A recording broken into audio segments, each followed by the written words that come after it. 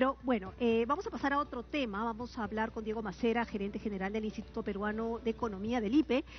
Se propone un nuevo retiro de los fondos de AFP. Justo hablábamos hace unos momentos, fuera de cámaras, que estos retiros han ayudado mucho a algunas personas que se quedaron sin trabajo, pudieron acceder a esto y de alguna manera pudieron hacer negocios emprendedores o simplemente pagar algunas deudas que los tenían ahí. Así es, y claro, entendiéndose además que hay personas que no aportan a la OEF, señor director, por favor, entendiéndose además que hay personas que no aportan a la AFP hace varios años o como mínimo hace 12 meses, entonces personas que están ahorita en una situación precaria o tienen un trabajo informal o simplemente no lo tienen. Conversamos entonces con Diego Macera, gerente general del Instituto Peruano de Economía IPE. Buenos días, bienvenido. ¿Qué tal? Hola, buenos días, gracias por la invitación, encantado. Entendemos que ya se presentó este proyecto de ley que propone un nuevo retiro de AFP ahora de hasta 10 UIT. Sí, a ver, la verdad es que hay varios proyectos de ley que están dando vuelta en este sentido. Sí, efectivamente hay uno, me parece que es de Podemos Perú, que está con retiros de 10 UITs. No, un poco más de 40.000 soles. Hay otros que tienen diferentes condiciones, pero todos apuntando al mismo sentido que habían ido proyectos de ley anteriores.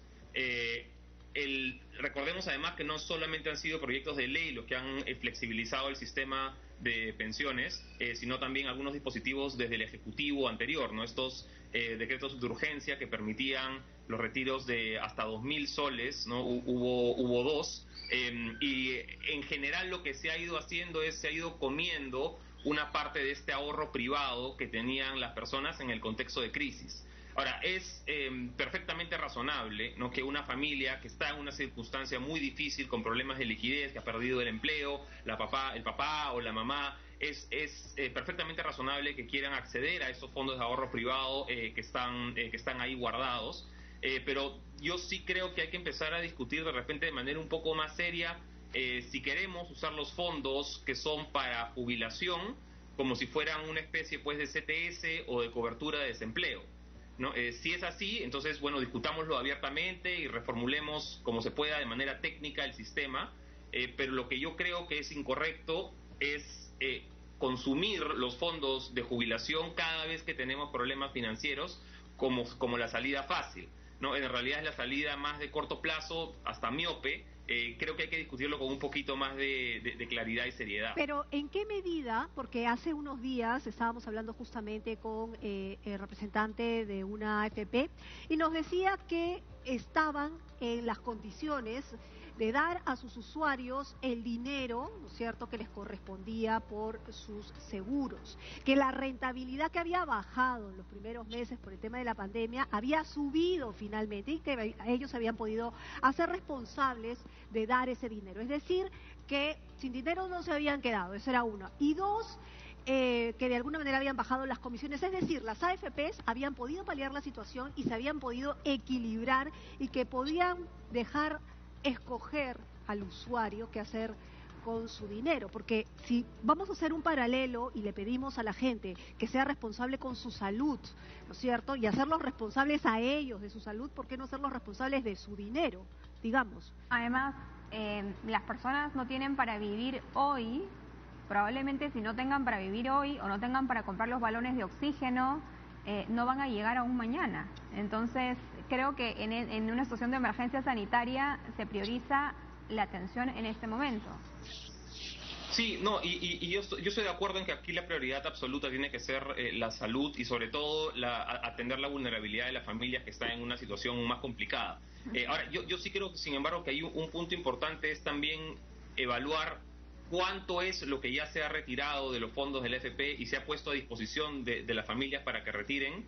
No recordemos, tuvimos dos de 2.000 soles por el Ejecutivo, de ahí tuvimos este de 25% hasta 4 UITs con la ley anterior, y de ahí se volvió a pasar, la última fue una cuyo tope era más o menos 17.000 soles. No, entonces estamos hablando de cantidades más o menos considerables y de hecho mucho más grandes, y esto es bien importante, mucho más grandes que la que tiene ya la mayoría de afiliados al sistema de AFP. Hay muchísimos afiliados, jóvenes y no tan jóvenes, que han vaciado ya su cuenta de jubilación. De nuevo, yo entiendo que en algunas circunstancias esto es perfectamente atendible y absolutamente necesario. Se necesita comprar el oxígeno, por supuesto.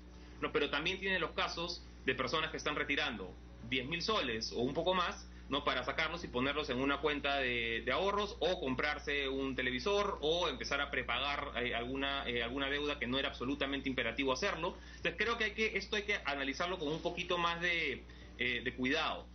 Yo, de nuevo, creo que sí hay situaciones en las que es perfectamente atendible que se use parte de este sistema en las situaciones de absoluta emergencia, cuando se justifica. Insisto. Creo que ya para las personas que están hablando de más de sacar por encima de 10.000 o 20.000 soles, hay un poco más debatible. Pero insisto, las AFPs se han puesto las pilas para retener a aquellas personas que, como usted dice, no necesitan sacarla.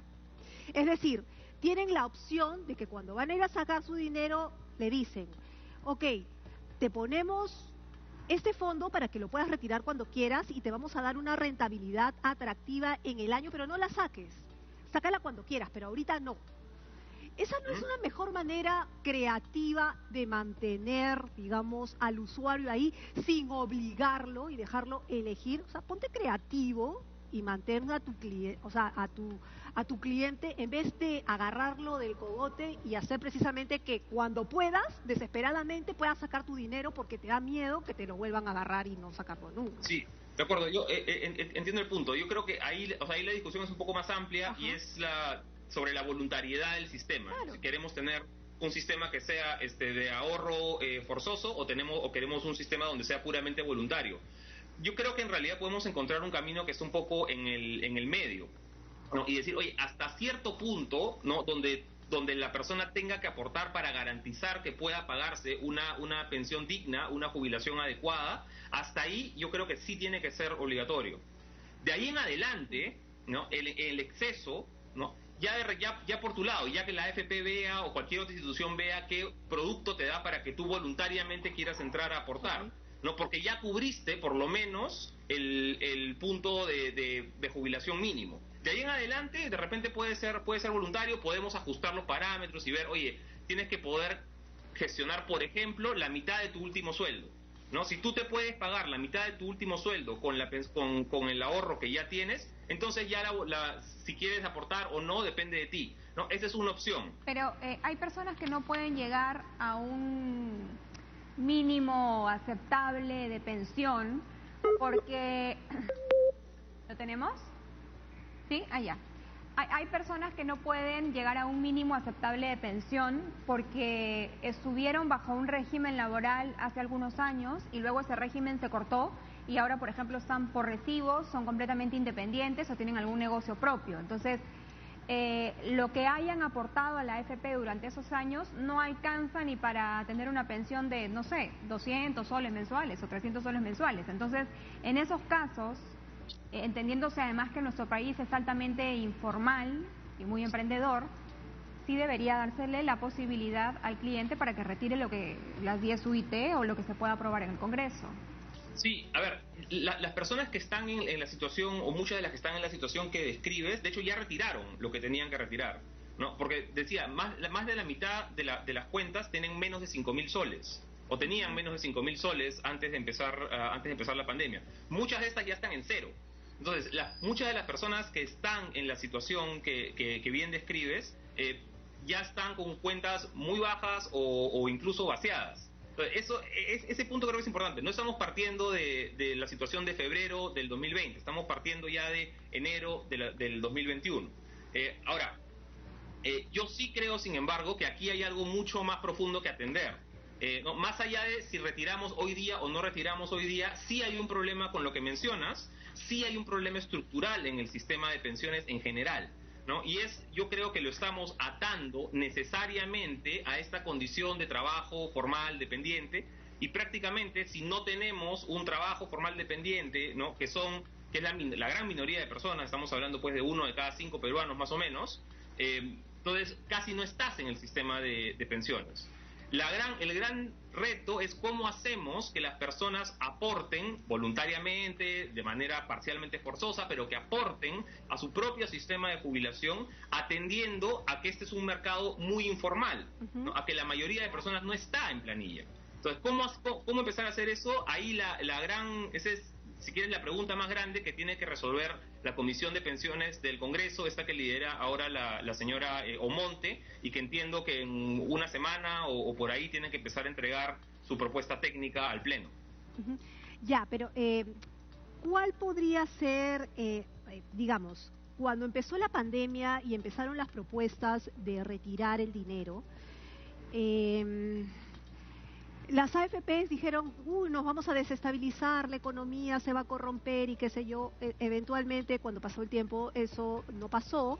Las mismas AFPs dijeron que la economía mejoró, la rentabilidad mejoró y que pudieron hacerse responsables de sus compromisos. Aquí dice que la economía peruana va a registrar un crecimiento del 10%, de los cuales 8 puntos correspondería al efecto rebote tras la caída del año pasado. Eso según el BBVA Research. ¿Eso es cierto? ¿Qué tan cierto es? Y si en todo caso el retiro de esta nueva, es una propuesta todavía, pero si es que este retiro del 10% realmente impactaría en la economía, ¿no? Sí, a ver, hay diferentes puntos. Sí. Sobre si la viabilidad del rebote del 8 o 10%, nosotros en el IPE pensamos que sí, que estamos en un rango cercano ya a los 2 dígitos de rebote de crecimiento para este año.